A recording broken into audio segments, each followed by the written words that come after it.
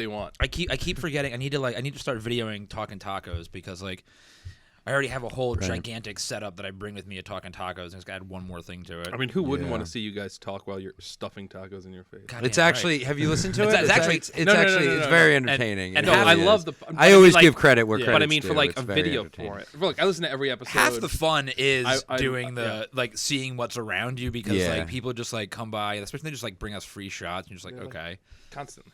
Yeah. So we good? Okay. Yeah, you guys are good. Christian, could we play clip 1, please?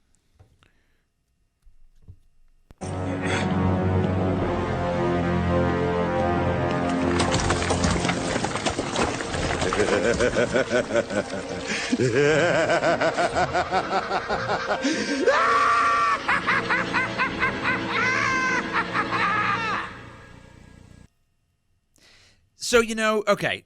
Everybody for my entire life has talked about my laugh, and I've never quite understood the fascination behind it until Christian just mentioned that when I was laughing before, I sounded a lot like Mark Hamill's Joker. Hearing it in the headphones now, I get the commentary. I'm not going to lie. I never put 2 and 2 together. I've known you for 20 years and never put 2 and 2 together, man. It's pretty close. And you know what? I'm okay with it. I'm okay with it. I'm strangely comfortable with it.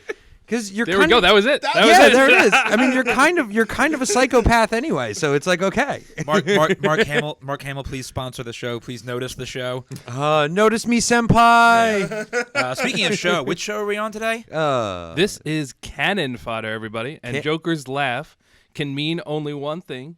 Today's episode is about the DC animated universe or the Bruce Timm universe, depending on the parlance.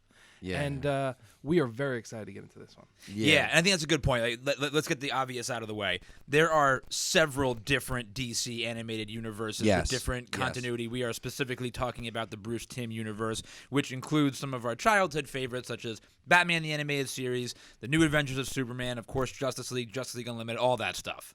Yeah, I mean, it is the only connected universe that spanned, probably a decade and a half. It was about 15 years between the beginning of Batman the Animated Series and the end of Justice League Unlimited. And 1992 to 2006. Well, I was going to say, as you can see on the document, if you had a copy of it, Anthony, we have to present ? Which we will get into today on the episode because did it end? We don't know. Yeah, we don't know. Well, it came back in 2017, but it had several episodes a year, every year from 1992 to 2006. Yeah. And then it's had little stuff here and there since. Yeah.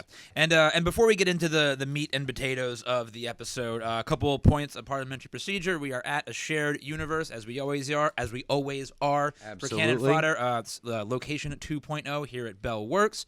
Did we say that I'm Matt and you're Ed and that's Anthony? Yeah, there you go. There we go. Problem solved. Christian working the boards today, and also the video making us look good. Ed, what are we drinking today? Today's drink of the podcast is Twin Lights Brewing's latest release, which is Pure Momentum, 6.5% IPA. I'm about to have it for the first time right now. You know, I was wondering why you hadn't opened the beer yet. I was going to make fun of you for it, actually, and then I realized you had, smart. I usually do that, but smart. This is an audio medium. You need to bring the audience on the journey of the beer. Yeah, I have to say, I made the crucial mistake knowing that I was only going to be on the beach for a couple hours this morning. I did not bring ice cold beers with me to the beach. Big mistake. What? I made that mistake yesterday, but luckily I was hanging out with the Asbury crew, so there was plenty of beers to be had. They were there today too. I just didn't. Of course. Yeah, I just didn't want to start pounding beers because I knew that I wasn't going to leave. And you had an important engagement. A very important engagement that I thought was going to be in Eatontown, but thankfully it is here at Bell Labs. In the new A Shared Universe, or newish, I guess you could say, A Shared Universe. Yeah, it's newer. Yeah, and Bell Labs kind of inspired Star Labs, so it's a very fitting place to start this episode. That's a very accurate placement. I really like that. So let's get into it. So, obviously we're going to start today by talking in the beginning. Where did the Bruce Timm universe begin? And that is with Batman, the Animated Series. Starting off in 1992. Batman the Animated Series, was really a revolutionary cartoon for how mature it was. It was one of the first cartoons to be shown late at night. In fact, I believe its debut episode showed at like 8 or 8:30 at night when it first debuted, and it was just built because of its a little bit more of that dark, kind of theme to it. Yeah, dark animation, dark adult themes, but also it was built to play off of the Tim Burton movies. You know, especially the first couple seasons really build off of the aesthetic and the storyline of the Tim Burton. They even had Danny Elfman do the same. Danny Elfman did the same theme song too. Yeah. Oh, dude, that theme song, just real quick, is one of the. It's an all timer. Yeah. You know, like that's up there for me. We know with like Indiana Jones and the Superman original theme song. Like it's just such a great. It just gets you fucking amped for the movie or for the show. Yeah, and it might as well be those shows were built like movies. Like that's I'll never be convinced otherwise of that.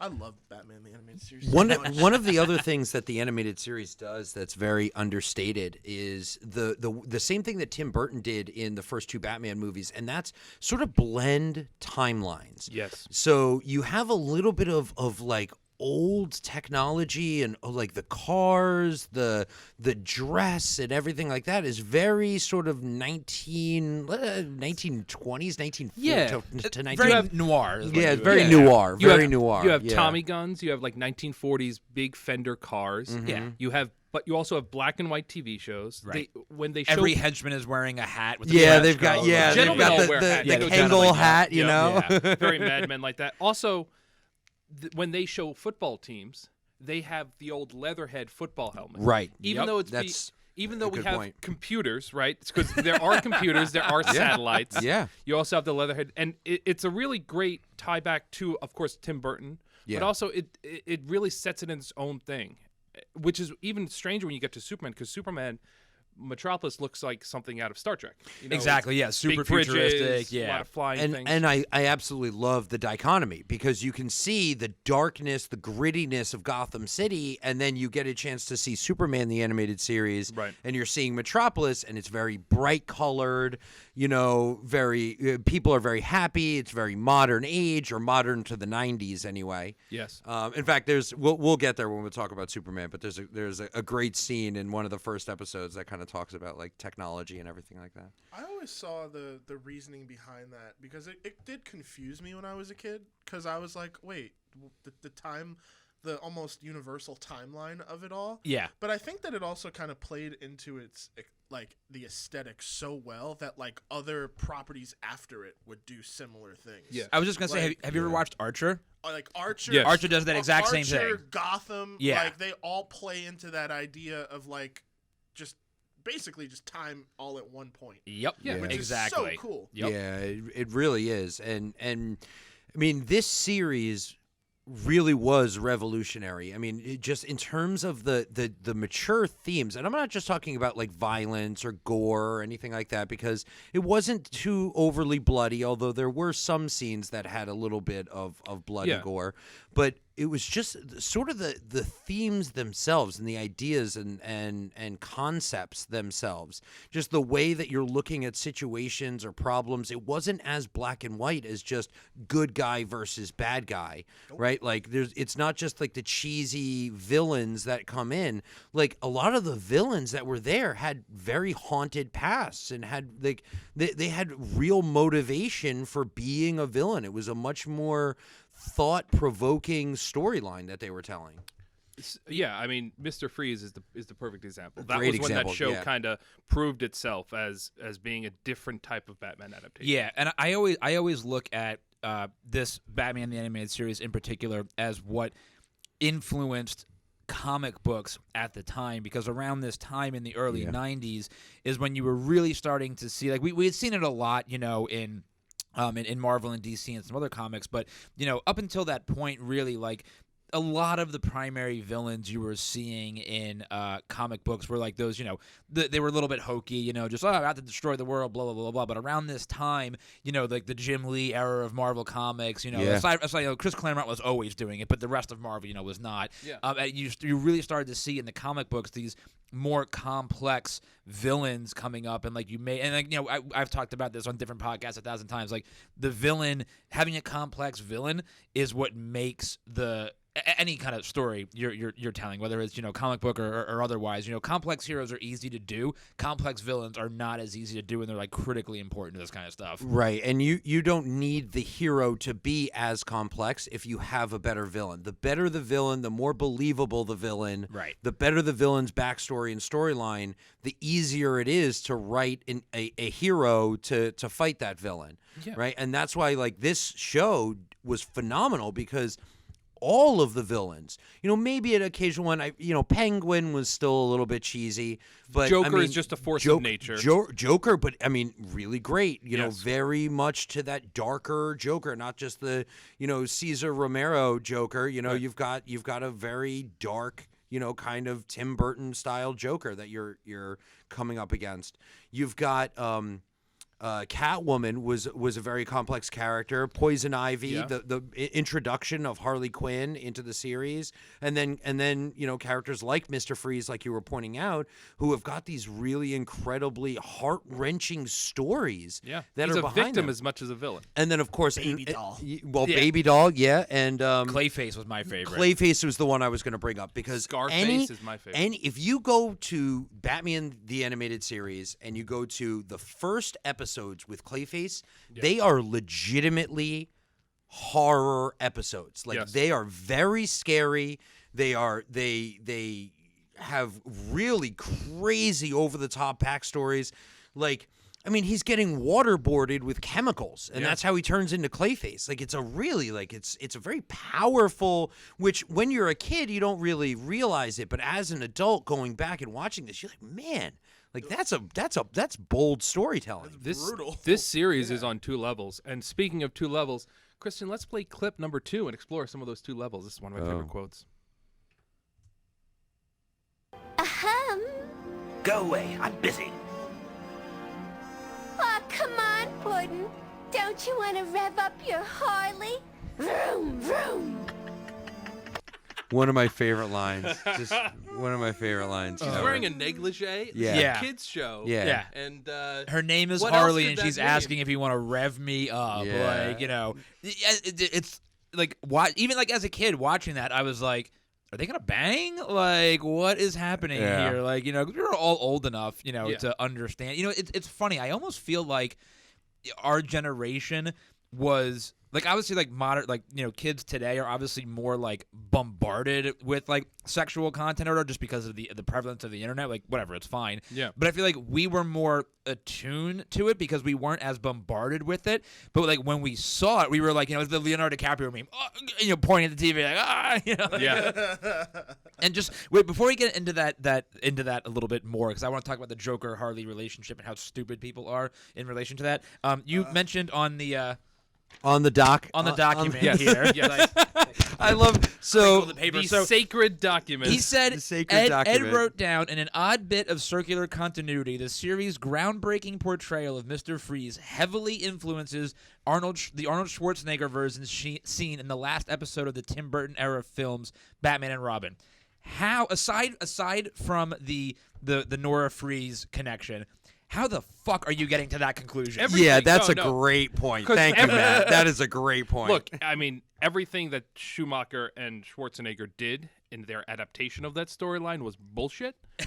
But that storyline directly comes from No, the storyline, yes, but the character I'm talking everything about. about Nora Freeze and being saved in that tube and being frozen, everything that none of that exists in so the what comic the- books. yeah, yeah. Yeah. So everything- it's all the written the for idea of Nora Freeze and cartoon. that inspiration for Mr. Freeze, all of that comes directly from the comic from the TV show in the same way that Harley Quinn didn't exist before. So what you mean to say is that the groundbreaking portrayal of Mr. Freeze's backstory is heavily influenced, because I do not recall Mr. Freeze in Batman the Animated Series making one-liner puns like "Let's kick some ice," Okay, Like- okay. So they may not have been that over the top, but he definitely did make one-liner puns. He definitely did. I love Arnold Schwarzenegger's Mr. Freeze. I'm sorry, I like because it's funny, not because it's good. 'cause Yeah. it's funny. Not good at all. That movie What actually. killed the dinosaurs? The ice age. Oh my god. I hate when people talk during the movie. It was just like ridiculous, and he had that glowy thing. thing. I remember when that movie That was almost made- killed him because he had to Yeah. bite down on this chemical-filled fucking it looked like a cyanide pill, like a secret agent. would Yeah, have, and he you had know? this light. It was like a glow stick that he had to keep in his mouth. And I just remember reading behind the scenes and making of when that movie first came out, and it was just how much he hated it and Yeah, how, it was how terrible don't it was. bite down on it. It was like in the first Mission Impossible movie where they had the gum with the red light, green light. And Emilio Estevez was like, just don't chew it, you know? And then that guy went on to become governor. Yeah. Shortly after that film.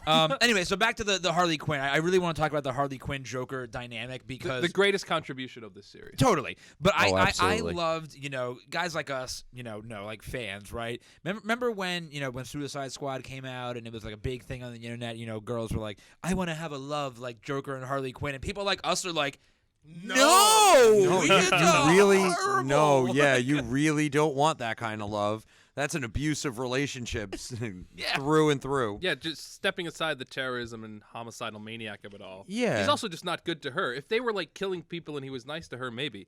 But he's not nice to her. Yeah, he's No. terrible. There are multiple times in Batman the Animated Series where he leaves her to die. Yeah. I don't think there's ever been a moment where Harley Quinn and Joker were in the same piece of media where I've ever seen them treat each other nicely. It's No only more than a moment. It's only moments at the very end of the episode where it's Joker is all beat up and there's only one person that he can turn to lick his wounds, and that's going to be Harley and Quinn. she always goes back She to him. always goes back. But I mean, kind of true to real life, where a lot of people, especially around this time, right? Whereas, back in the early 90s, there is no internet, there's no Tinder, there's no Bumble, there's no dating apps, Yep. right? So finding a significant other that matches everything that you need is very, very difficult. So you keep going back to those people that accept you for who you are, right?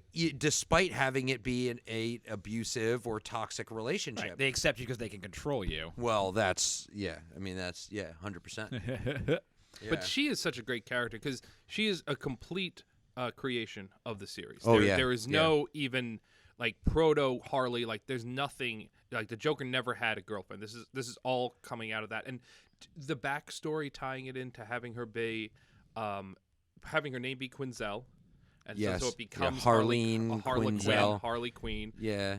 Have all that be kind of very natural, and then having her be a doctor at Arkham that is seduced and manipulated by it's Joker. almost Nightingale syndrome, right? 100%, Which yeah. that's and that's what Stockholm, she a little bit of reverse Stockholm. yeah, I guess, reverse right? 'Cause Stockholm. he's So the one, Stockholm is when you're captured. You're but he's he's captive. supposed to be captive, but he somehow turns her. Right, exactly, right. So Nightingale, when she's his nurse and she, falls in love with him because of it.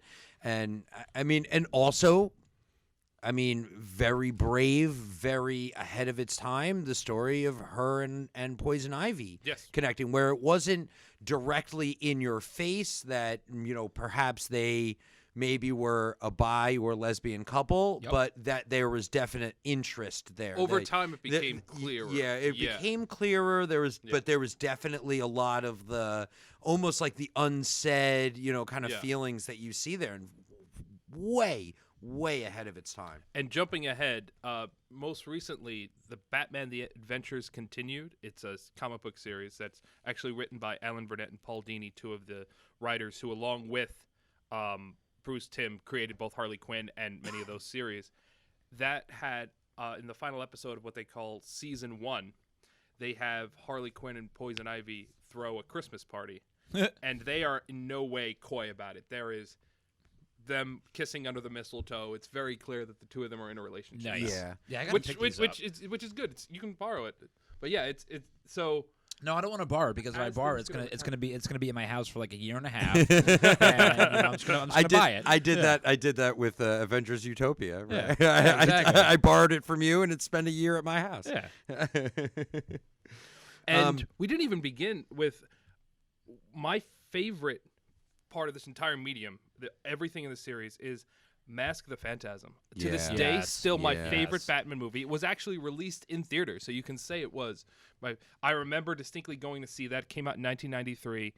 It is, in my opinion, the definitive Batman movie. And movie got it's shafted. basically a better man, version so of good. Batman Returns. Yeah. It has that same kind of Catwoman dynamic. That's a good observation. I agree with that. But it's a better love story. It makes more sense, and it has the Joker. It's a perfect way to have like multiple villains because like you can say maybe the Joker is the villain, but at the same time, you know, the Phantasm is this like anti-hero like villain too. It's really well done, and that's also a character that they completely created for the series that ends up having a very large role in the DC animated universe going forward. Yeah, totally. Yeah, you know, a very, very cool reveal. Again, far ahead of its time. The reveal of the villain being a female character was it was a twist that nobody saw coming. Blew my like, mind the first time yeah, I saw it. absolutely. Like Blew it my mind. blew my mind as well. And because you think it's the Joker the whole time, or you think it's going to be somebody else, and then all of a sudden it's this woman, and it's just like, whoa. You're like, oh, okay. And yeah, just absolutely phenomenal, you know, kind of heart-wrenching story. And she gets away at the end. Yes, So it leaves it open for her to return, which she eventually Which does. she which she does. eventually does in another episode, which is just great. I mean, it just made that episode so much better. And this movie really leads into that 1940s aesthetic we were talking about earlier Yeah. because there's a whole sequence during the early relationship where they are at like a 1940 style World's Fair, and then later on in the movie, that World's Fair is now the place of Joker's lair. And you know, like the World's Fair is something that pretty much went out of vogue in the 60s. So for them to have a World's Fair happening during Bruce Wayne's lifetime, it also completely blows up the timeline as we would normally view it. So I actually, fun story, just a quick little aside, I actually have a street sign from the last World's Fair that was done in New York City. That's awesome. That says Gotham Plaza. Nice. Wow. My fiance's father went to the World's Fair, and he and his brother stole the street sign. It says Gotham Plaza. That's awesome. Their That's family's so from cool. There's Queens, still right? remnants So you can yeah, explore. Yeah, it's in Queens. That's awesome. It was Yeah. in Men in Black too. Yeah. Yeah. But really cool, Throw it apart. and it ties in to the Killing Joke, right? Yes. Because in the Killing Joke, his lair is at that giant carnival or sort of like World's Fair area, right? Yeah. Where they're riding on the roller coaster and everything like that. So, you know, kind of a cool way to tie that aspect in to the show, or at least the elements of it. And it's a great way to have that, like, very comic book aesthetic for a lair where, like, you know, like the villain's lair is like made of all penguins, or like, you know, like it's over the top, but it makes sense because it's a already existing clown type thing. So then it makes sense that he's just adopting that place. Yeah. He didn't have this clown and carnival place built. It just already Yep. existed and he moved in. Yeah. So let's talk about Superman. Well, the before animated we series. jump on to Superman the Animated Series, I just wanted to see if we could highlight a few episodes of Batman the Animated Series. Yes. Just kind of like let's Favorites. just throw out Ooh. some of our favorites in case The listeners Gray Ghost. out there, if Gray Ghost. if you've never seen Batman the Animated Series, you don't want to go back and watch all 4 seasons or whatever it is of it. Some only of 4 the best standout episodes, I would definitely say the Gray Ghost.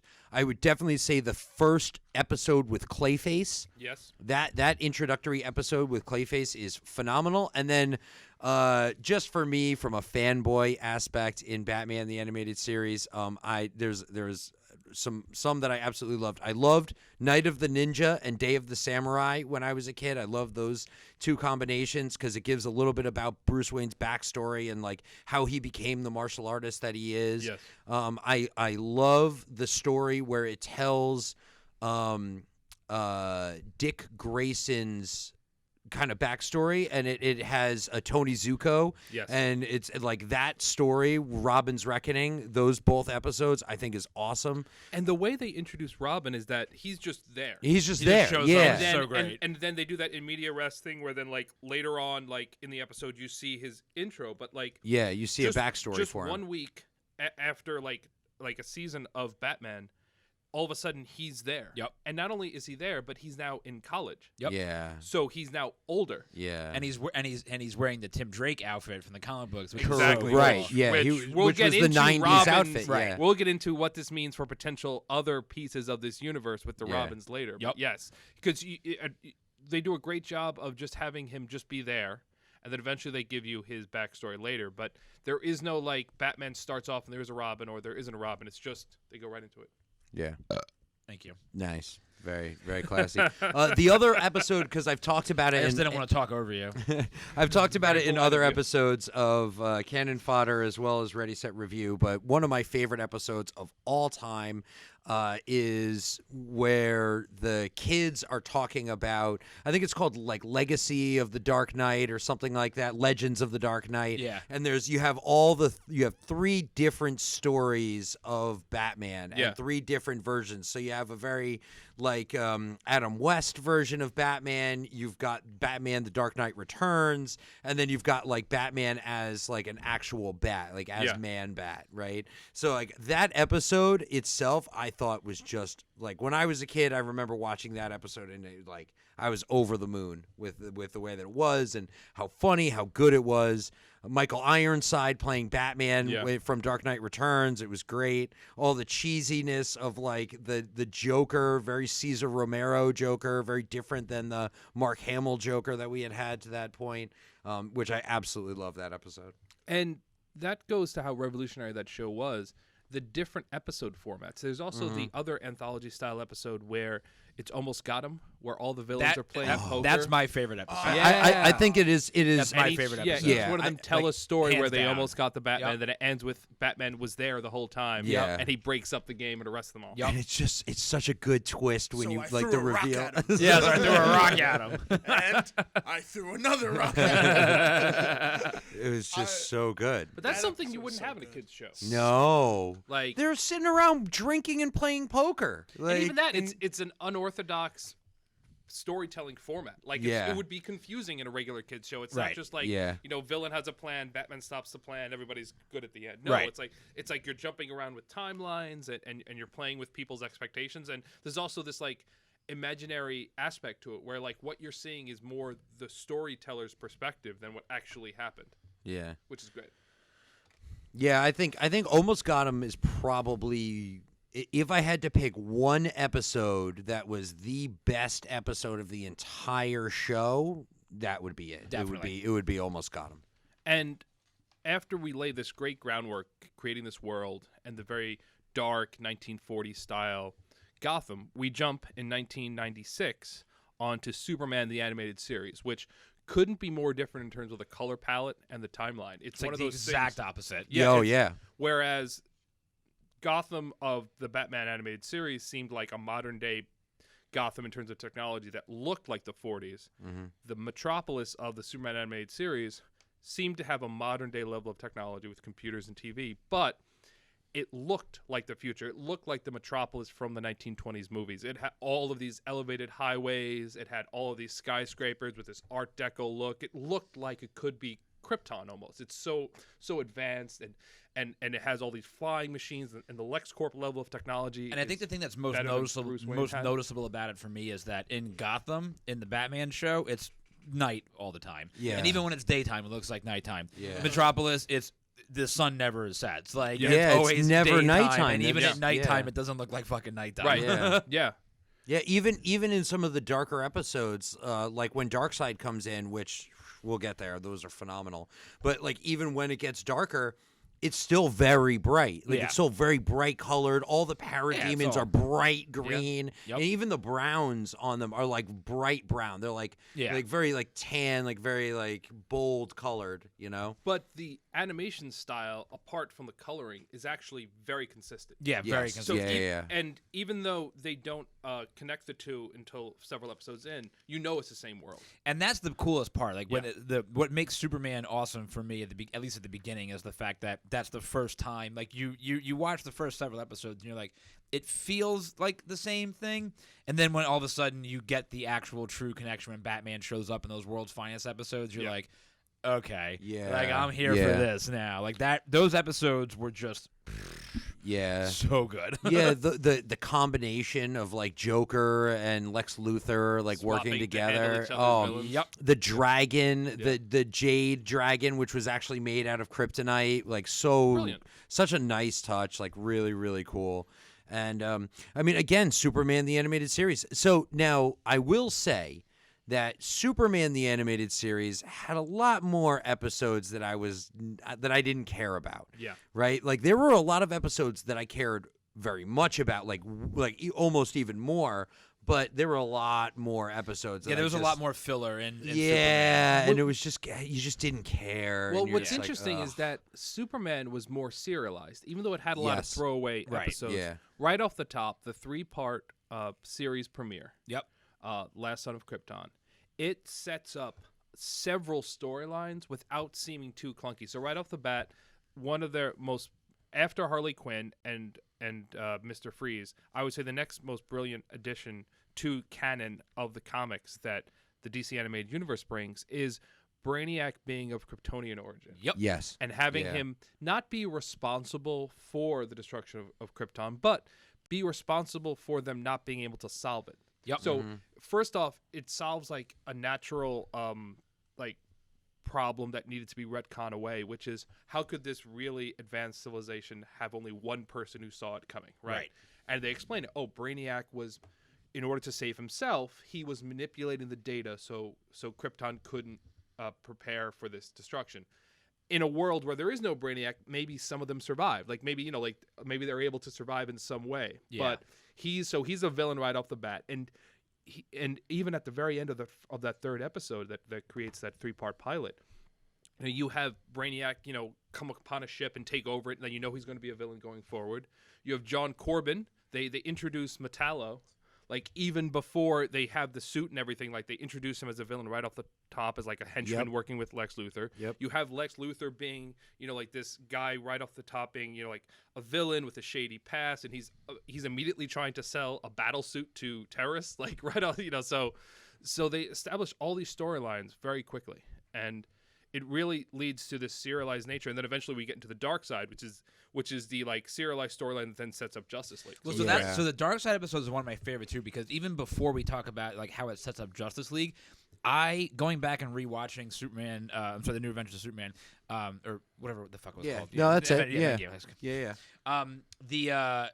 That format for me is what is heavily pulled drawn off of for the CW shows, because Oh yeah. there are so many filler episodes in the CW shows. They're all good, but so many of them tie into larger stories. And for me, the biggest tie-in was the for the Superman shows was having all of those episodes where so many were filler, but the one constant was what was the police chief's name? I forget the Dan Turpin. yeah, Turpin, Dan right? Turpin. And it was yeah. like he's always like kind of skeptical of Superman Yep. and blah blah blah. But then Yeah. when the Dark Side episode hits and when Turpin dies and they all like rally behind Superman man. like as part of that, Yeah. then you realize like okay, all of these bullshit filler episodes have just ultimate payoff, and that's what the CW shows do a lot. Man, and that moment, like where you see Superman at the grave of Dan Turpin and Darkseid just leaves, Yeah. and like Superman and they did Darkseid so well. Yeah. Yeah. Like Superman can't beat Darkseid. Like Darkseid kicks his butt.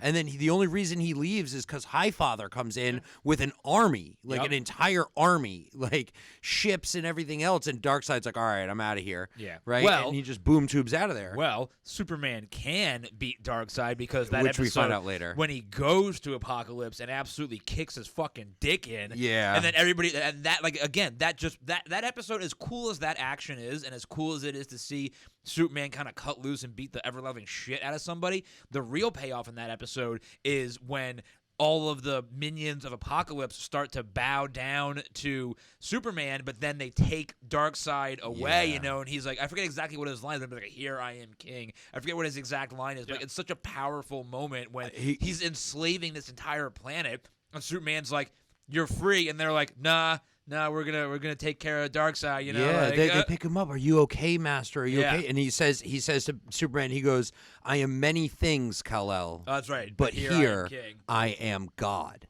Like that's what and like Yeah, and God, you that's right. realize it. And you realize it like and now that is more of like that Stockholm syndrome where you get like these people who have been oppressed, they have been abused their entire lives, but that's all that they know. Yeah. And Darkseid is a god to them. Yep. So when their god falls, they immediately go to his aid, right? And to lift him up. right? And to pick him, but despite the way that he abuses them and neglects them and enslaves them, and like despite all of that, they still go to him, right? And that line, I think that's the last episode of the series. That is, yeah. And it's just, I mean, whew, that episode absolutely blew me away. And it's a great payoff because they tease Darkseid all the way through. It's proto MCU in this fact that Darkseid is behind a lot of the machinations going on in Metropolis. They do the classic storyline from 80s, early 90s Superman, which was that Intergang, which is causing all this chaos in Metropolis. Yeah, they're getting their technology from Darkseid and Apocalypse. So it's this like this beachhead for Darkseid is to let's create chaos in Metropolis by just giving all these bad guys weapons and just kind of letting them run loose. There's no real goal specifically that they want Intergang to succeed. He just wants Intergang to just cause chaos, keep Superman on his toes, so that Superman can't focus on the larger threat, which works. Bruno Mannheim. Yes. Bruno Mannheim, and he does all of these things, and he's using the technology from Apocalypse in order to rob banks. He's like, we cleared $20 million. Yeah. And then Darkseid takes all the money away. Yeah. It's like, what are you doing? All right, and I was gonna move on to let's talk about some of the Yeah, I was going and to how say it sets yes. up Justice League. We got to do that in yeah. the Justice League. Yep. Yeah, because what they do is, so once you get into Superman, and once we've now established a second series, this is when they go all out. So you have Speed Demons, where they introduce the Flash. Yes. You have World's Finest, of course, where they have the crossover with Batman. Yep. You have Little Girl Lost, which is Supergirl. and this is the greatest adaptation of Supergirl that we've seen, because the origin is clever without being silly. Like, it takes that 1960s and 50s intro, which is that she's from the city that gets flung into space when the planet gets destroyed. This doesn't make sense. Canon but deck. Yeah. but in the instead of that being Argo City that's flung into space miraculously, in the comics, in the TV show, it's the sister planet Argo. Right, that's what it is. Thrown off right. its, yeah. which totally makes sense. It gets thrown off its orbit by the explosion and then Anybody need another slowly beer? dies. I'm good for now. I know. Speed it up. Speed it up. Not Respect be a the bitch, process. Man. Like, come on. And then she's also not his cousin. She goes by his cousin as her secret identity, but she's not, conveniently Right. his They're not cousin. Right, which they're probably- not which really, also yeah. affects- Yeah, Kara Zor-El. And then, of she course- has such a great story in terms of wanting to be a hero but inexperienced and just And a whole story doing more arc that harm than continues good. into Yeah, Justice it's great. League. It's And great. I'm not gonna lie, I absolutely loved her 90s attire. Are you with, about to waifu out on me? Oh, right dude, now? her, because it was so impractical, right? Like she has that tight skirt that obviously it's like a pencil skirt that comes 1 inch below her thigh. and you're not kicking anyone in the face with that. And why does she need a belly shirt also? Yes, why? correct. And the short cape, just everything about it, oh god, it was great. And then isn't she wears gloves too? I think she has these little white tiny gloves. Yeah. It's just very 90s attire. It was just really Exactly. good. Brightest Day, one of my favorite episodes, the introduction of Kyle Rayner. Yep. I was a big Green Lantern fan when I was a kid, and getting a chance to see Kyle Rayner in this episode, I mean, it was the only time you had a Green Lantern cartoon. It was the only thing aside from the 1970s Super Friends shows where you would occasionally see Green Lantern do something and again, and it was all same thing. But you're absolutely right. I mean, it was all cheesy. It was all over the top. It was 1970s, So now we actually have an actually interesting story with the Green Lantern, and I really liked his outfit, which not only did they carry on for Jon Stewart in Justice League, but they picked that up, his outfit, for the comic books now. Yep. Because that's the way that he looks in the comic book. That's his actual outfit. Yeah, and even though we don't get Kyle Rayner in Justice League, we get the Green Lantern Corps. Yeah.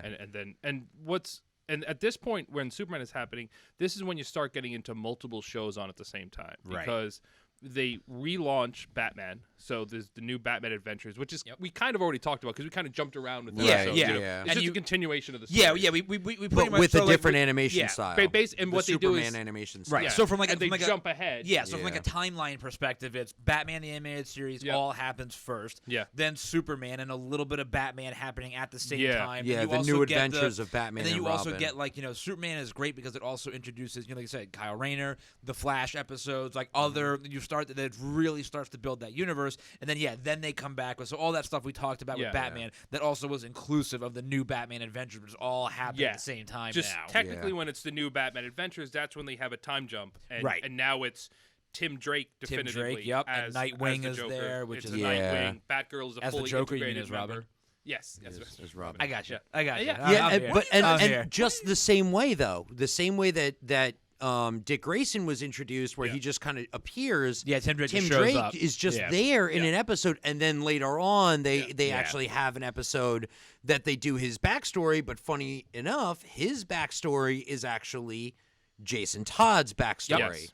which is very and it's post crisis Jason Todd's Right. backstory. Yeah. which What were you is gonna say, really cool. Christian? No, there was because a lot of people I've noticed when they talk about this second era of the Batman the Animated Series, despite the whole team coming back, a lot of people don't like it.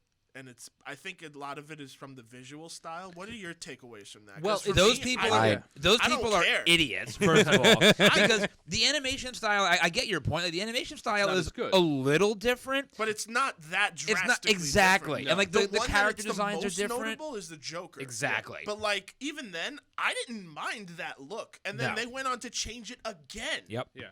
But Well- still Yeah. keeping the same look. Yeah. Yeah, well, I the completely original's agree. more abstract, and I was reading about this. So, typically, when you draw, you take a white piece of paper and then you draw on it. We all know that. I know that seems obvious, but what they did for the original Batman series, Doesn't always have to be white. they drew on Such a great. they drew on a black piece Very of paper. privileged of you to say They that. actually started with black and blue Really? pieces of paper. Oh. And they were drawing it, which had really never been done before. Yeah, that makes it all. Oh, that actually. But is, then yeah. when they moved to Superman and the new Batman animated series, they The went back to whitest the white drawing on white. paper. So that's why Yeah. if you look, Whitest it's whites. much darker on the original Makes sense. Batman Yeah. series. Yeah. And then I think it was for time saving because at this point, once you get to the late '90s, it's more of a factory than one series. It's it's Yeah. less of like that indie like doing like this random show. Now Warner Brothers Animation, this is its height because just as a studio, Warner Brothers had just done Space Jam, and all of a sudden Right. like Warner Brothers Animation is Hot. really Yeah. hot. Yeah. So and it's great because Big it's like time. it's what Marvel was before what Marvel was. Like they started with It just Batman was the on anim- television. Yeah, and Yeah. it's like, but they had no real super duper plans to lead into things like Justice Right. League. But the success, and because they were doing it so well, they're like, okay, now let's add this, and now let's add this, and then now like, okay, now full speed ahead, let's add all of the fucking let's add Shining Knight into the mix. Like here we go. Well, I Yeah, think 'cause- I think a lot of it was just sort of testing the market, getting ready for Justice League. Because absolutely. I think one of the things that they found was exactly as you pointed out before, Matt, was that episode of Superman Batman where it was both of them versus Joker and Lex Luthor when you're kind of connecting them, world's finest, Yeah, your your dick whatever. gets so hard. You're like, Right. oh my god. And Because it let's be- must have been one of the most watched, most popular episodes because Easily. it was right after that in the second season that they started to do their cameos Flash with came all in. yeah, Yeah, yeah. All of a exactly. sudden you're having a fish story, you're having in Brightest Day, you're having Speed Demons, you're getting all of these other characters that are having these one-off episodes with Superman. yeah. Plus, you're also getting the first legitimate crossover between those two characters. This is before Batman. In a visual medium, yeah. Before Batman Yeah. versus Superman Yeah, and all yeah. that Right. stuff. You're legitimately seeing a comic book accurate team up Yeah. between these two, which we hadn't seen. Like, we had Ever. seen them together from, like, Super Friends and all those cornier shows of the 70s. And even... No, it didn't happen in the 60s Batman show. But, like, it just... it didn't happen in a proper way. Yeah, people for were them to always actually craving it. Do it and do it really, really well Yep. was a huge deal. And they're fully realized at this point, too, because this doesn't happen until the second season of Superman. So you Yep. have a couple years of Batman, you have a couple years of Superman, so you've drawn this clear distinction. Yeah. And they do that classic thing where they start off not as enemies, because that's something idiots do, like Zack Snyder. They start off they start off as different characters. Like, they Right. have different ends. Right. You know, different means. Sorry. Yeah. Sorry. to do the Batman. same Batman ends. doesn't automatically just want to, murder Superman for no because real which reason. is so out of his. Why character. did you say that name? Martha. But and this is when we get into all the shows. So I just want to start talking about some dates here because 96 to 2000 we got the Superman animated series. From 97 to 99 you have the new Batman adventures, and then they're releasing movies like Sub-Zero, and then you also have Batman Beyond from 99 to 2001. You have crossover, and then at the same time you also have Static Shock from 2000 to 2004. So at this point in time you're having 3 to 4 shows on. It's like a whole block of animation. Yep. And this is when we get to what I think is the pinnacle of this universe. Even though the whole thing comes together in Justice League, I think the pinnacle of the animated universe is Batman Beyond, which, oddly enough, Totally agree. It took having somebody else besides Bruce Wayne be Batman to really help define what Batman is. Yeah. Yeah. Yeah, it deals with Batman Beyond is great because it deals with, well, first of all, I love the absurdity of 90s thinking, even 80s thinking, where just a few, 20 short years into the future, 30, let's even call it 30 years, the whole world has completely changed, like technology is it's through just the roof. So, like, yeah. so that aside, just it really the biggest theme, the most prevalent theme for me in Batman Beyond is the idea of what it means to be Batman. Yes. And that's one Yeah. thing I think that they do so point. well from the very first episode, Yes. and it just goes on and on and on, because it's like you have we all know why Bruce Wayne was Batman. Yes. But then, you're looking at it from the eyes of a guy like Terry McGinnis, and it's like, what the fuck is his incentive to really be Batman? Right. And every episode, in one way or another, whether it's more prevalent or just kind of a sidebar, explores that. And that's why Batman Beyond is so fucking good. Not only that, but I mean, the show starts off with older Bruce Yeah, it's Wayne great. Yes. as You Batman. get thrown right into it. You It's get awesome. you're thrown, And it's but the you same see you world, still same see voices, him yeah. as Batman. Yeah, still Kevin Conroy, which that's something that we haven't touched on, is the fact that Kevin Conroy he has been is Batman. Batman. He Yeah. is Batman. Batman. Period. He Point absolutely- blank, yeah, Batman. he is the best Batman put to screen. Yes. Right? And I don't care if it's animated. I don't care if it's just his voice. He is by far the best Batman He should put to be screen. put to live action. Well, I he know almost they Well, tried he- it. he they was tried it in with the Nolan's before that with Nolan's Batman, they did try that. He was in contention to be Nolan's Batman, but for a number of different reasons. They wanted to go with the younger. Exactly. Yeah. They want to go with the younger guy, somebody a little bit more popular, And, like you whatever. know, I get it. I won't And forgive you maybe for that, a Warner movie Brothers. star who's Yeah, who's but got because some but star because power. because Nolan is a fucking smart guy. He's like, hey, Yeah. why wouldn't I go with this guy Yeah. that Batman fans know Yeah. and love? But it just didn't work out. But it is what it is. Yeah. I liked when they did it in the CW show. They had him So play good. Bruce Wayne. yeah. But that was with, awesome. with the Kingdom Come body armor on, Exoskeleton, yeah, yeah. exoskeleton that he wears, I'm like, it because could his work, body is yo. so destroyed that he needs this, complex exoskeleton to be able to just move. That's why I hope that the DC movie universe. This is a hope, big hope, but I really hope they do play into the multiverse kind of ideology with making their movies moving forward. Well, if they finally make the Flash movie that's been in development since 2016, Well, we're we getting might set pictures actually now, get so it's happening. we Yeah. finally actually have set pictures Yeah. with the guy that directed fucking It. Okay. yeah. That's a whole Second other- it. whole It's other- the second first it, one right? was He directed great. the second it, No. right? I think he did Stop both that of them. I think he did. No, both. I No, think he did the second It. Yeah, Yeah, I he have- did. If he did did the It first it, too. I'm okay. Yeah. But Listen, he's all only I'm two. gonna say We is don't have to talk about It too. The first one is great. I Second still one's have not so bad. finished it Chapter 2? Like, that's No, how you don't have bad to. No, you don't it need to. is. Yeah, you how don't. bad it is. If you like, I had to force myself to sit through it, and yeah, it that's wasn't- impressive. it How was- drunk? How drunk were you? Like, To be fuck, honest, man. By the I end was- of it, I was more interested in the Flash movie when it was supposed to be directed by Robert Zemeckis. That was Yes, that was yeah. that was my peak interest. Yeah. And then after that, I was just like, oh. I'll great. be honest, my peak interest is when they had Lord and Miller for like a Yeah. hot minute. I was like, oh, Yeah. finally. Because by that point, by the time Lord and Miller came on, they'd already had like 4 writing director teams. And I was like, okay, Lord and Miller. I was like, these guys Yes. can get it. And then within like 3 months, they're like, fuck you guys, we're out. We're not dealing We're with gonna this go shit. do Star Wars. Yeah. Oh wait. Yeah. Oh, good joke. Well, I'm curious to see how much Batman Beyond plays into that version. Like, because obviously the ultimate dream that we've talked about on the entire podcast network so many times Yes. is the hope that eventually we get a Michael Keaton version of Yeah. Batman Beyond, which would be full circle because the DC animated universe was inspired by the Michael Keaton Batman.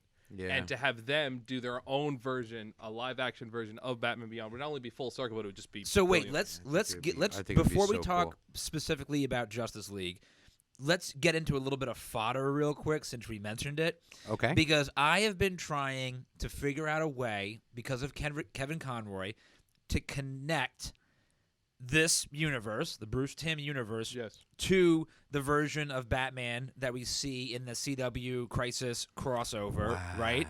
And I can't really No. make the connection. Like I would like to, like I would love to, but there's so much that like if you look at the Justice League episode epilogue, Yeah. right, which we kind of think of as like the definitive end of this Yeah, Bruce Timm of- universe. Yeah.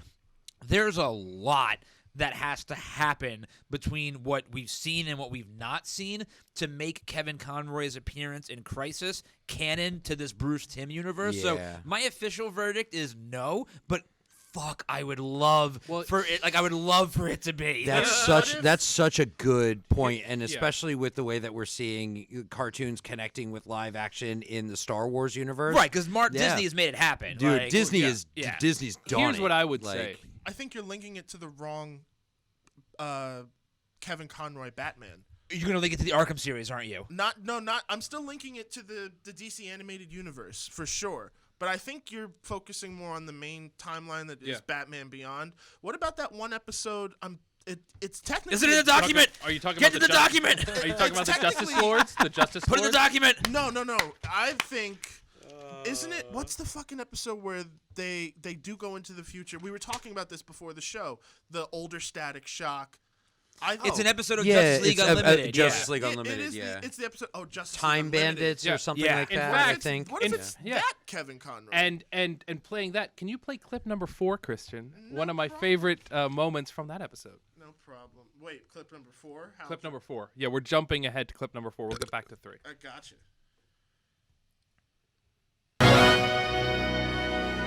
Enid Clinton, we've got business with your husband.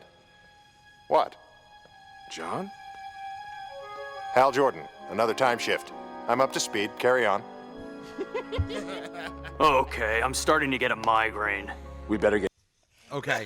And can we just great. the cameo of A, Hal Jordan For 30 being seconds. for 3 seconds, and B, Adam Baldwin. Yeah. Dude, Adam Baldwin. Yeah. So he actually comes back. Now there's a movie that and I'm jumping ahead here. Superman Doomsday. Mm-hmm. So Superman Doomsday, also done by Bruce Timm and Paul Dini. Same animation Same style. animation style. It even has the lines on Superman's face like it did in the first season of Justice League. Yes. Right? So it's and Adam Baldwin comes in to play Superman. The problem that I have is that I cannot figure out a way that connects into the main universe. Like No, it it just doesn't. just doesn't. It doesn't It's- have it doesn't have Batman. It doesn't have the rest. It's just Superman. It's a little fluff piece. Well, It's- there's It's a lot of this definitely fodder. fluff. What happened is that Yeah, it's- this and- animation style became so iconic that there were several of these straight-to-video and DVD versions. Like there's also like Superman Brainiac Attacks. There's all these things that if you But just look Brainiac at, Attacks is actually it's not.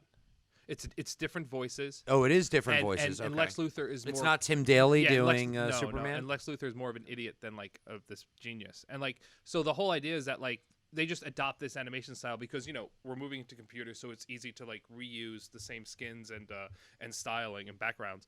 But also it just becomes like an easy way to just make some money, just make all these videos and all this stuff. Well, Superman Doomsday was the first time. It wasn't the first time that Doomsday was in the cartoon because he was actually in the Justice Lords episode first. Yeah. And then he comes back in another episode after Justice Lords. Yeah.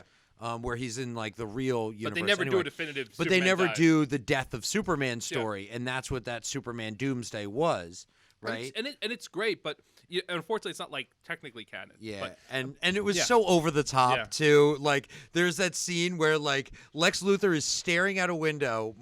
Mercy Graves comes in and like goes to like talk to him, and he's like. And he sends a text message and he goes, "I just cured cancer." Like, it was just so Bruce over Timm the would top. never- It was so stupid and like, yeah. But now that we're in some of the fodder, and before we get on to Justice League, 2 points. And the first is, Matthew, I would say that the version of Kevin Conroy's Batman that we see in the CW is actually Bruce Wayne if he doesn't meet Terry McGinnis. Oh. Okay. Because Terry McGinnis, Fair. he saves him, right? Yep. And when Batman Beyond begins, he has a terrible relationship with Superman. Now, rightfully so, because Superman has been corrupted by Astaro. But that's the type of relationship with Superman that would lead him to kill Superman. Because, he killed Superman in that CW. Yep. Yeah. And a few other heroes. Yes. Yeah. So he has a terrible relationship with the Justice League when Batman Beyond begins. And so the muted aspect of Terry McGinnis helps save Bruce Wayne in many ways. Just buffing out a scratch. And what happens is that he would have become that dark Bruce Wayne if he hadn't had Terry McGinnis' influence. I love that idea. Here's where I'm going to go with it. All right. Now, I don't fully know how this ends because I haven't played the game all the way through because, frankly, it gets a little repetitive and boring. But Kevin Conroy also voices Batman in the Injustice series of video games. Yes. Now, my guess would be that with Injustice, you probably have, I was just trying to read it, but I couldn't find it in enough time.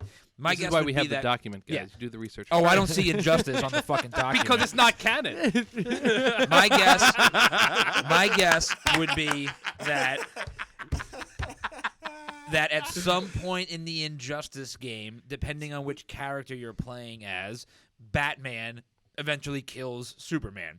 And we all know from just reading, I've read a lot of the Injustice comics and played the games or whatever, most of the heroes on Batman's side are the street level heroes. Yes. And if you remember, a lot of what we see in Kevin Conroy's the CW Batman, his trophy case or whatever, it's a lot of the more powerful heroes things who are on the other side. On the other side. Yeah, it so fits. I would say that that's the version I like that. of Kevin that's the version of Batman that we see. That's how I would tie it together.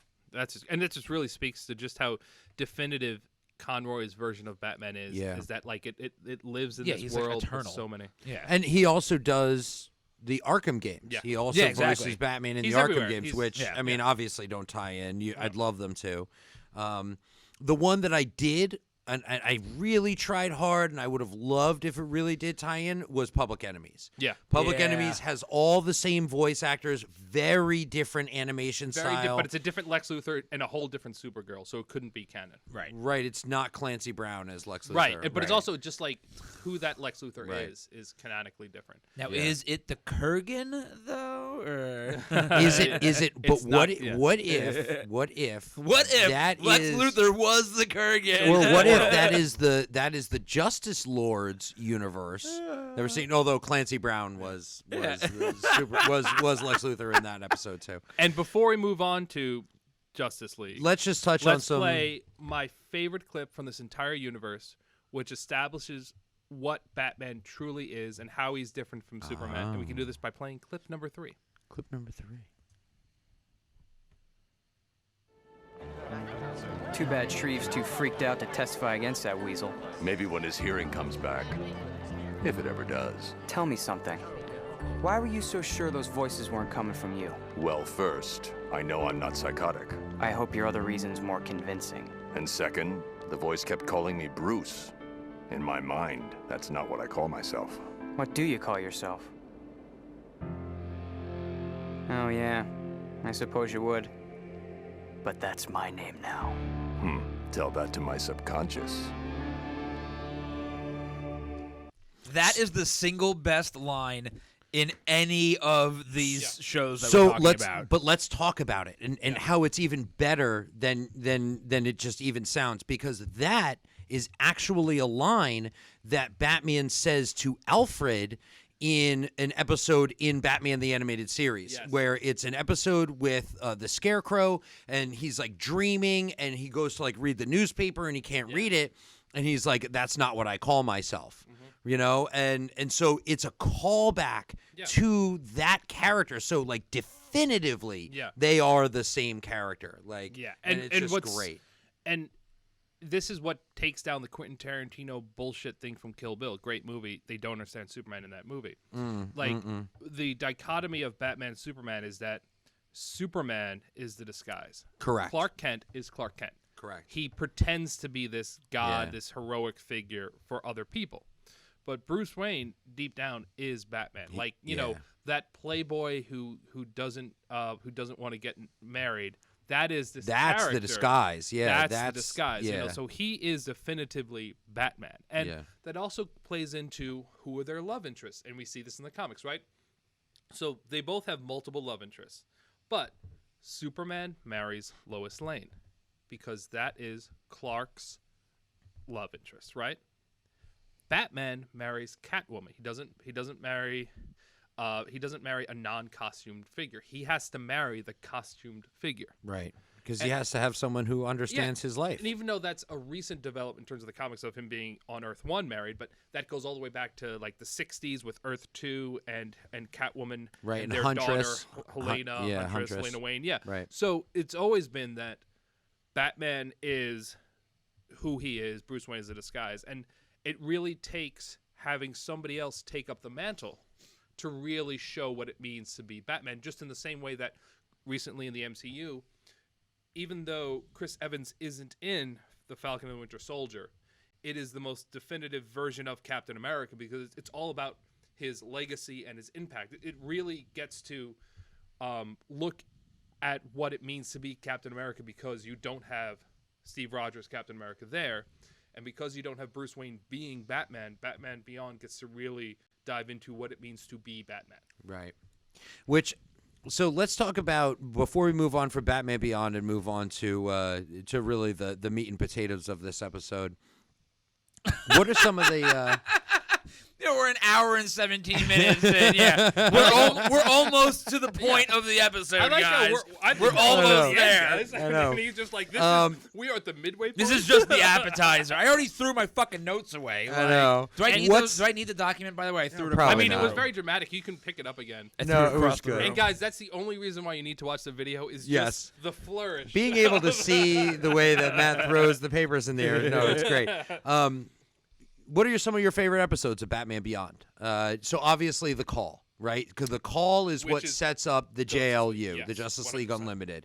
They're called the Justice League Unlimited in that episode, I love, yes. which I absolutely love. They bring back those characters in the time-traveling episodes as well as Epilogue, right? Yep. The clip we just played was from Shriek, who's a great villain. Shriek, I think, completely was new villain. Yeah, I thought. But also Shriek just was like a great episodes otherwise. Ink, I thought was a great villain as well. And then who's the main bad guy who like? So Powers. So the idea is Powers. And this is great too because it plays into the more serialized nature of Batman Beyond, which they copy from Superman, which is that you have all these like villains throughout Gotham that Batman's dealing with, but there's this every episode like the guy behind everything is this guy Wayne. So this guy Powers who has taken over Wayne Corp. So it's now like Wayne Powers, and he's both a villain for Terry McGinnis and for Bruce Wayne, which is brilliant, right? He's not only a corporate enemy of Bruce Wayne because as Bruce Wayne comes back into basically Terry McGinnis saves, as we talked about, Batman. What he does is he brings back Batman, the hero, but he also brings back Bruce Wayne, the person. Yeah. So like what happens is that like Bruce Wayne becomes more forceful into taking control of his company, which helps Gotham City. Edward he's been a recluse for years. Exactly, and now so not only does he save Wayne Powers, but he also starts like since Powers is rotten to the core, it makes Gotham worse, and having Wayne take over his company again helps to save Gotham. So it really plays up the connection. For future reference, you should number these pages, because if I ever throw them again, I'm not sure which one goes in what order. Just to clarify, there are like links and clips in there. It's a digital document. You're like our parents. Like you printed out directions. I didn't feel like bringing my laptop. No, it's totally fine. Yeah. Totally Listen, I'm fine. trying to not give myself eye cancer by looking at the screens for too long. Oh, that's so smart. I printed out the Says paper. the guy who's been on his phone for the whole episode. I'm doing. Oh, I'm sorry. I have to put us on the socials, to fucking promote the podcast. Yeah, because and take pictures of you idiots. We are socially inept. Speaking of pictures, Christian, can you take a couple pictures if you don't mind? I've got pictures of everybody else, but I refuse to take selfies of myself. I just refuse to take selfies of myself, and I want to appear on the podcast pages. So somebody else. Very fair. Matt is excited because he spent 8 hours in the sun yesterday and he's bronzed. Oh, I'm so. super duper tan right now. No, you look good, man. It looks good. Yeah. Zeta.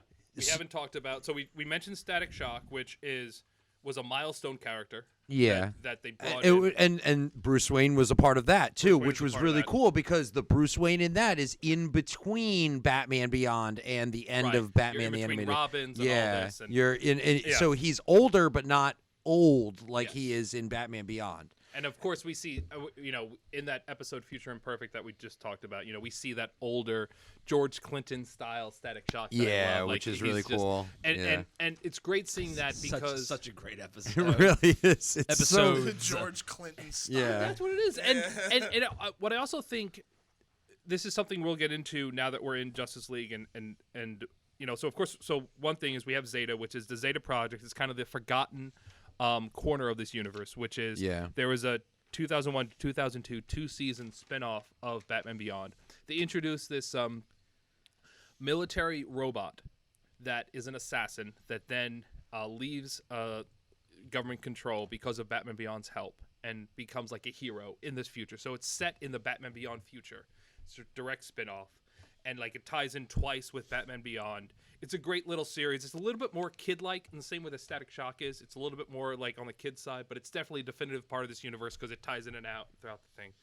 But now that we're getting into the Justice League of it all, the diversity that they show in Justice League and this whole universe is subtle, and in a way that I think Marvel and the new DC could do much could borrow from, because instead of just making a random character now be a minority, like they have this Static Shock, which was a character who's a minority from the very beginning. They do it correctly, is what fully, you're saying. They fully they develop really do. him. They deal with issues. They just have him be a full part of it. Yeah, And they're then- just not shoehorning in there, being like, oh, let's make Iron Man, whatever. Yeah, whatever. And then yeah. it just plays into what the DC extended universe did wrong, which is they have this they have this problem with diversity and they don't solve it. Whereas from the get-go, the Justice League in the animated universe is okay. So you have Jon Stewart, who is a definitive Green Lantern we've known for 30 years in the comics. Right. You have 2 women, which is something that you need more of. Like even the Avengers only had 1 woman. Yeah. Right Yeah. at the top. So you have Yep. Wonder Woman, you have Hawkgirl,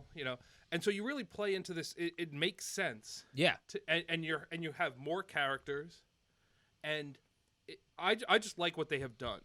No, with I the agree Justice that League. they do it in such a way where it's like it makes you realize that diversity is so much more than just the color of your skin or what's sitting in between your legs. Yes. There's It's so not the much black more that goes Superman into or the it. black Captain Yeah. America. It is the black. Like you character. can change the female race. Yeah, character. you can change the race or sex of any character, but if you essentially keep that character the same, it means nothing. Yeah. Like it Correct. means nothing. Yeah. Like, that's why I didn't like when Marvel did like the Amadeus Cho as the Hulk. Like it just made it didn't make any sense. He was still Amadeus Cho, but just the Hulk, and they were trying to make no, this is the Hulk. No, it's not. It's Amadeus Cho. Yeah. Like, and they did Amadeus Cho great, but making him like a happy Hulk, like it was stupid. And the Hulk's not a mantle that you can pass on. Like the Captain America, the Batman. Those are mantles that make a little bit more sense to pass on. Like it's not like Hulk means something to people. Yeah, exactly.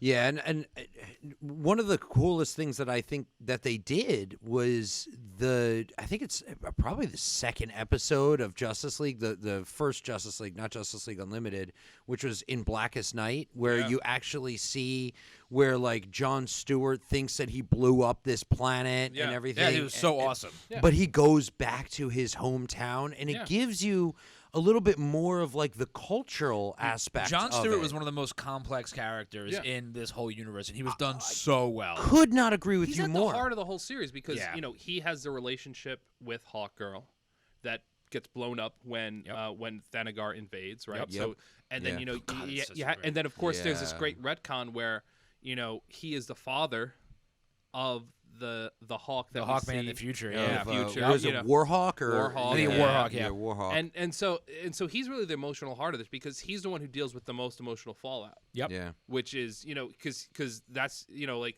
when Thanagar invades, Superman, Batman, everybody has to deal with it, but he's the one whose life is thrown apart because they were actually in love, but like she was married to this guy who also invaded Earth. Like talk about a love triangle. Which is one of the things that I love about Justice League in particular is that a lot of the Justice League episodes don't focus on Batman and Superman in terms of a character perspective. It's everyone else. It's awesome. everyone else. It's so great. Flash Museum episode, which Yeah. gives Flash a Because it's so smart in terms of storytelling because okay, we know Batman, we know Superman, got it, good. Tell me about everybody else. Even those episodes like Anthony and I have talked about this before. Some of my favorite episodes of especially Justice League Unlimited are the episodes. More anthology style. But the episodes where they have like the also ran characters like being prominent. Anything with the question. I was just gonna say that whole subplot with the question and his relationship and with the Huntress, he looks into the Justice Lord, like great tie-in, and like he's a conspiracy theorist, but he's totally right. Oh, it's so good. It's so fucking good.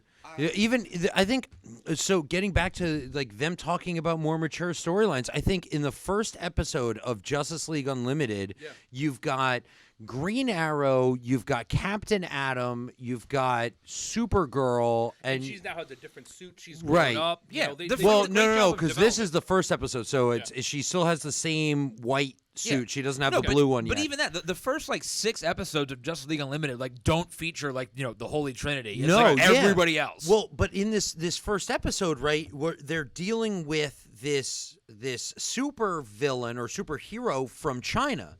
Yeah. And they fly over to China to see what's going on, and they're like, "Yo, why are you here? Like, leave." Like in terms of like the complexity of the storytelling, and like you realize that look, you've got jurisdictions. You're not a world entity. You're not a government. Yeah. And if you come in here and interfere with the Chinese government, that is an almost declaration of war. Like that's a very mature storyline that you like. Well, I don't know why I just thought of that line from like the opening scene of The Matrix when he's like, "You can take that jurisdiction crap and shove it up your ass." I don't know, like you said jurisdiction, I just like immediately went to that. And we jumped over, of course, Batman Beyond: Return of the Joker. That very dark movie. I mean, that which really dark. set the two tone different versions that that were released, and if you have there's the. I don't even want to describe it other than it is a great version of the Joker. That movie is horrifying. The movie is. What's great is it borrows a lot from Death in the Family in terms of Joker torturing a Robin. But it's just almost a different Robin. But it's almost a more tragic storyline because that Robin lives with the consequences. As opposed to like dying. Yeah, and then coming back to life. Yeah. He lives with it. Yeah. And it really plays into the idea of Batman not being perfect and him making mistakes. And the fact that sometimes the fact that he doesn't kill is a big problem. And that plays into how he ends up being the recluse Bruce Wayne.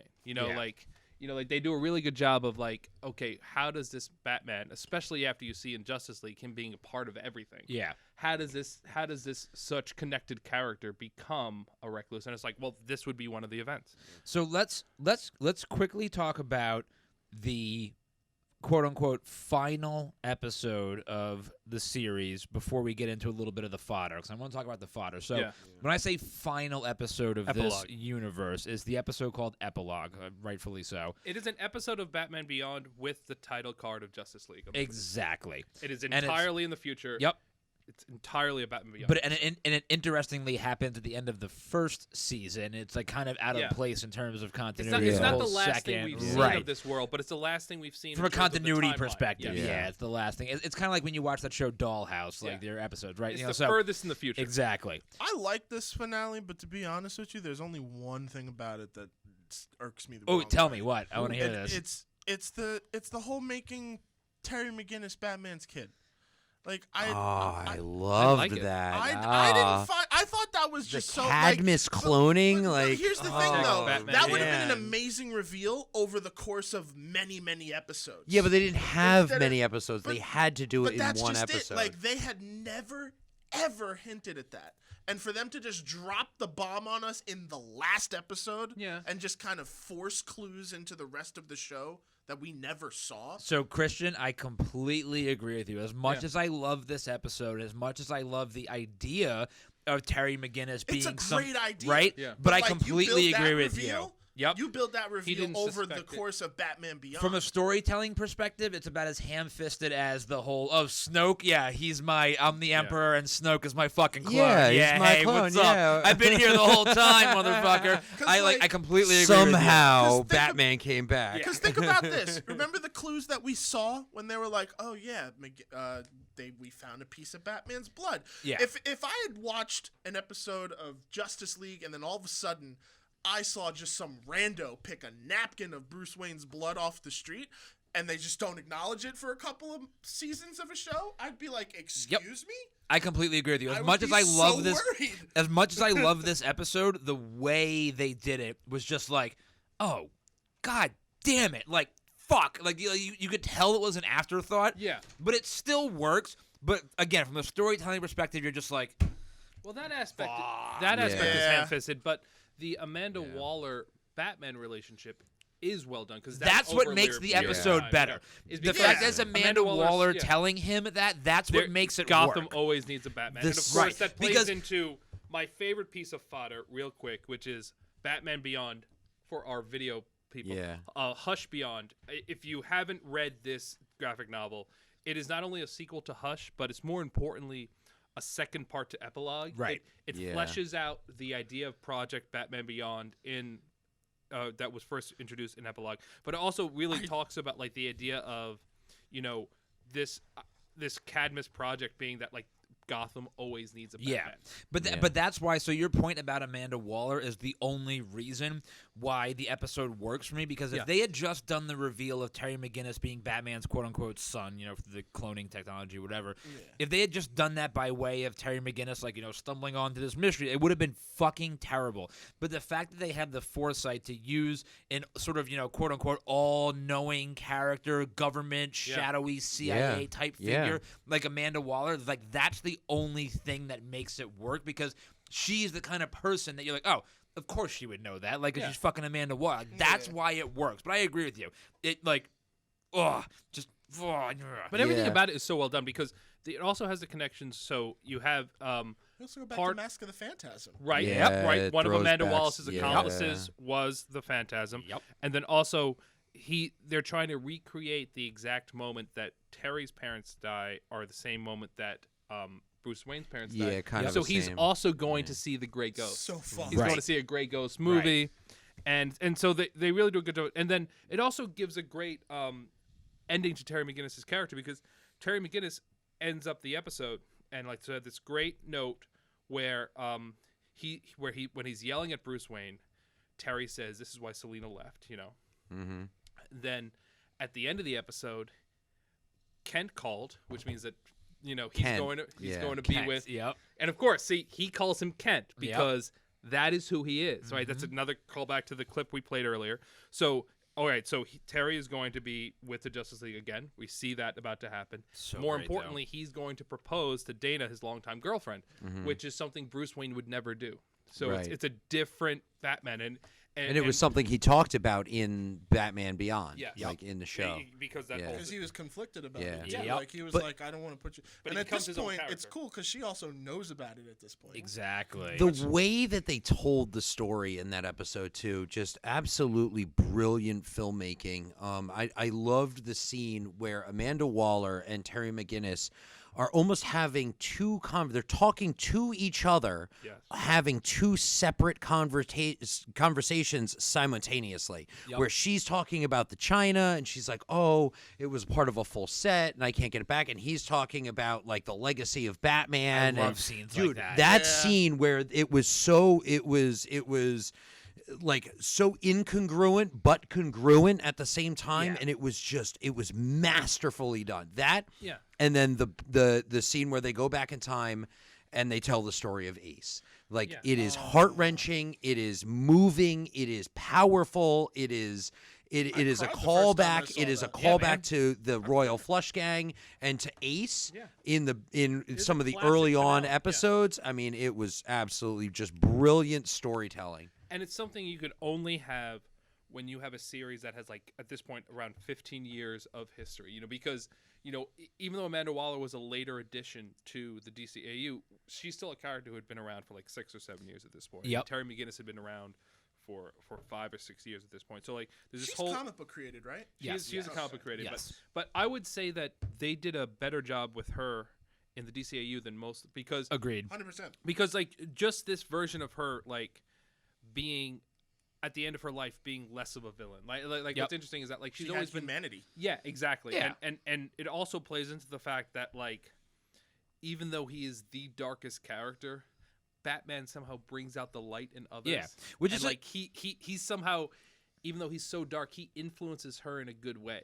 And the Amanda Waller change is so cool because it's like most of the time you see characters like that, they start, bright-eyed, and the age is what makes them more cynical. Amanda Waller is the exact opposite. She starts off cynical, and the age is what makes her like happier and brighter. It's such a cool little change. And it happens over 40 years, so it's not faked. It's not forced. Exactly. It's like it's 40 years. Yeah. And so, it is cool to see an older Terry McGinnis. Yeah. He's exactly. older, more he's mature. Just aged enough, and they bulk him up a bit and all that.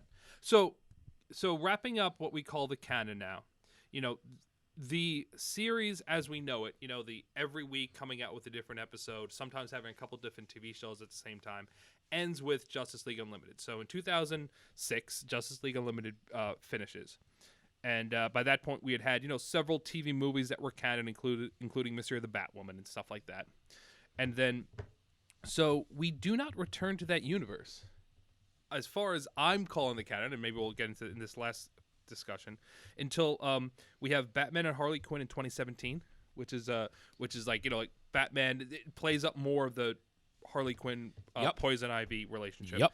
And then, of course, Justice League versus the Fatal Five, which is 2019, which is a great Legions of Superheroes crossover. Yep. And that is also, that is definitively in the DCAU. But then I think we discussed the canon kind of as we go. Doomsday and Brainiac Attacks are not it. The one thing I want to mention is Teen Titans. Yes. This is what I want to talk about. Teen Titans is the one piece of fodder that you can kind of talk about, because Teen Titans was produced by Bruce Timm. It never explicitly crossed over. It contains a Dick Grayson Robin. Right. False. Yeah, it does. No. In episodes of Teen Titans, we see his origin story, and we see that he was a member of the Flying Graysons. So there's also do not get confused with Teen Titans and Teen Titans Go. I think that's maybe what Teen you're- Titans Go is the same animation style, but like a little bit more like anime. Okay, Right. so maybe that's what I'm thinking of, And because Teen there was Titans and Teen Titans Go actually cross over and fight each other.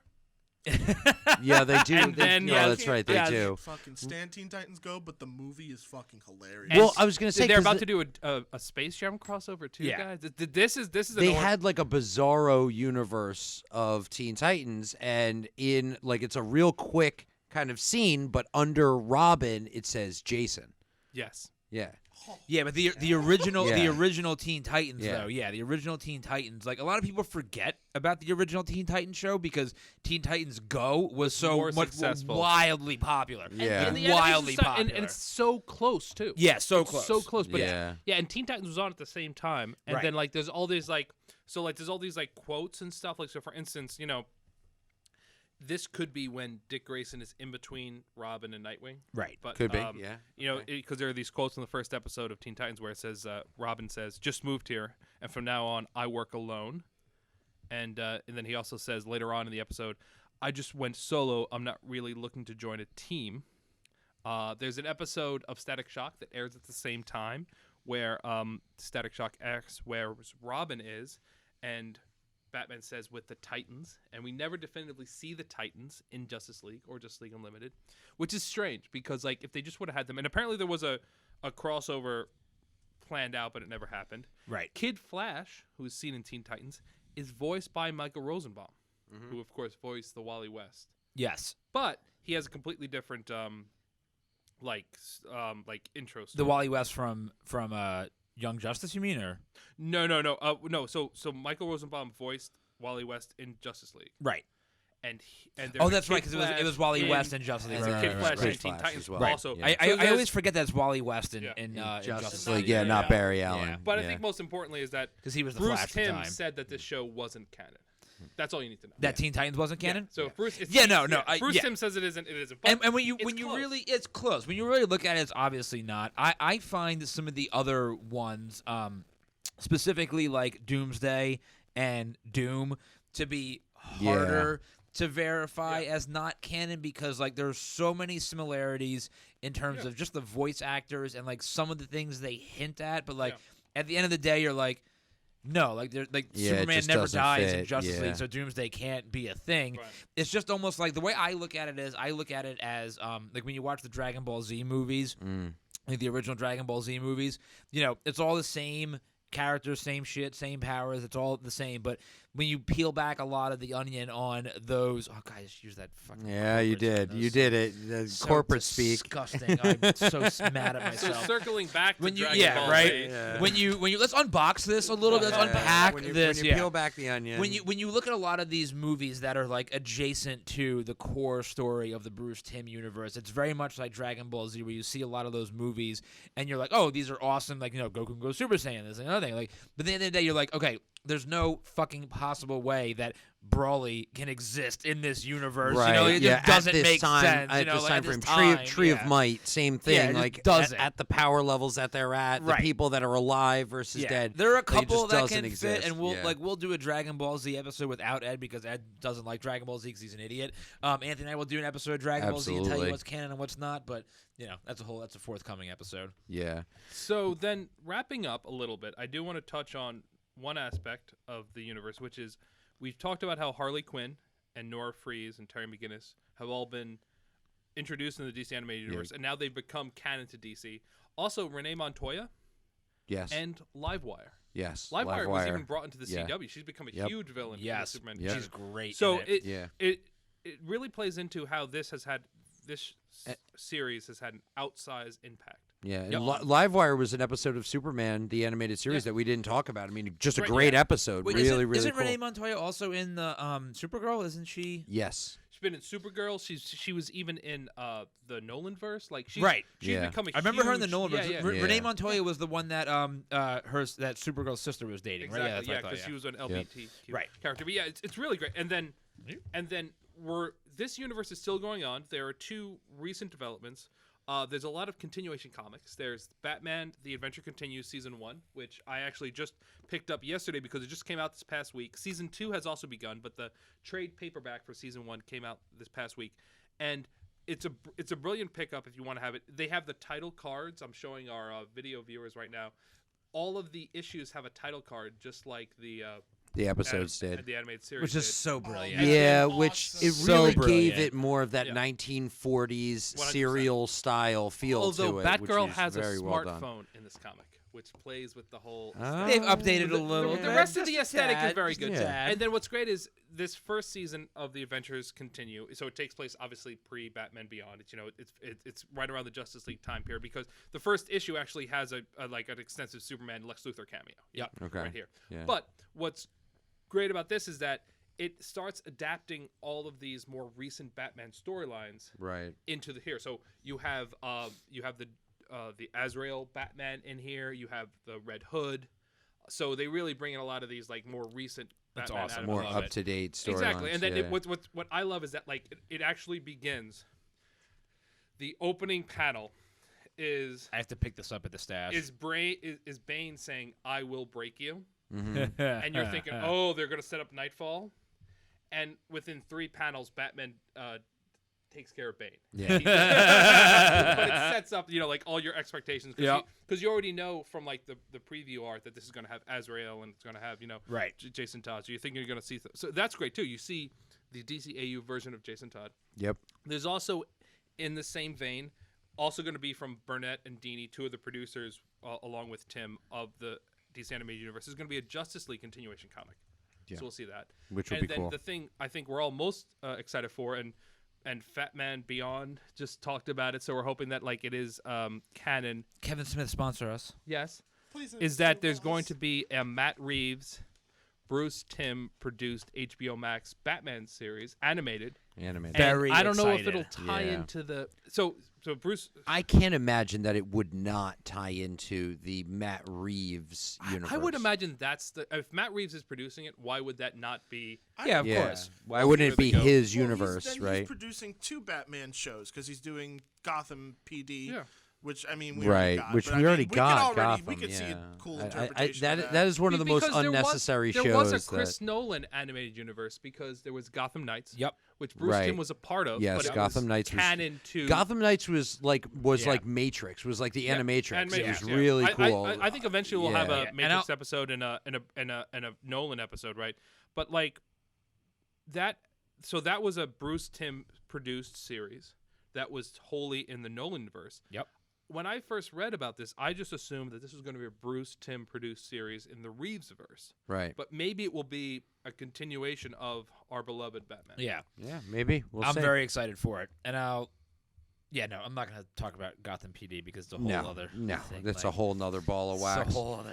No, but it's certainly one of the longest running connected universes, moving from, like you said, 1992, going all the way through 2006, and then hopefully beyond that, even to today. Technically, it's 2017. But then, of course, in the document, I say question mark because I mean, because we had like 7 years off. Yeah. And then we got a new show in the universe, Yeah. and because Bruce Timm has this long-standing relationship with Warner Brothers, it wouldn't be crazy to just have another animated movie. Totally. He's producing animated movies all the time that aren't in this continuity. It wouldn't be crazy for him to just do another one. All I know is if they ever bring back Darkseid, they better bring back Michael Ironside to voice him. Michael Ironside as Darkseid was great. He should have been the voice in the Snyderverse. Yeah, I 100% agree with you. No, he shouldn't Yes, have because yes. Darkseid was stupid and pointless in fucking no. I don't want it to would've made waste him Michael better. Ironside's talent on that fucking garbage ass movie. No, you're right. Listen to he's Canon too Fodder's review of, or it's either Canon Fodder Racer review, I think it was Racer review Canon on Fodder. the Review Podcast Network where we talk about we live watch very drunkenly the Snyder Cut. Spoiler alert. Spoiler alert. It sucks. It fucking sucks.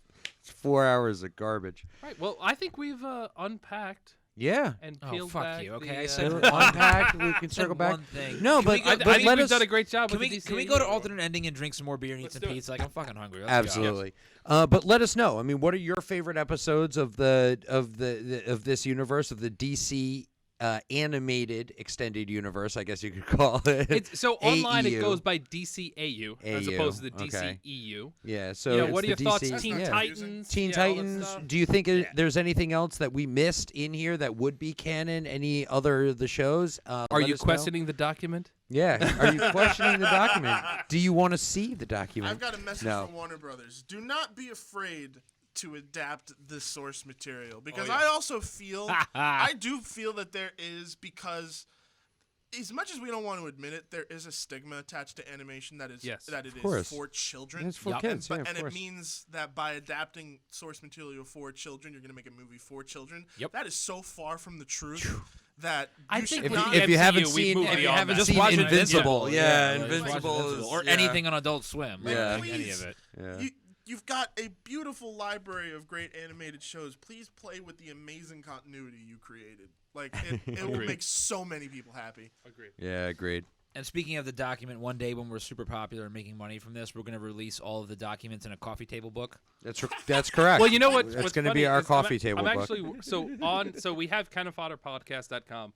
I'm actually working on designing the website, and we will have all the documents available. Just to view. Nice. So there you go. Called everybody. For you thedocuments.com. hardcore Stay, fan, stay the tuned documents. for the holy book that we all really want to read. Oh man. Well, hey, thanks guys for listening. Thanks Christian again for making us look good and sound good. Everybody else at a shared universe. I'm Matt. I'm Anthony. Ahmed. And this is Canon Fodder.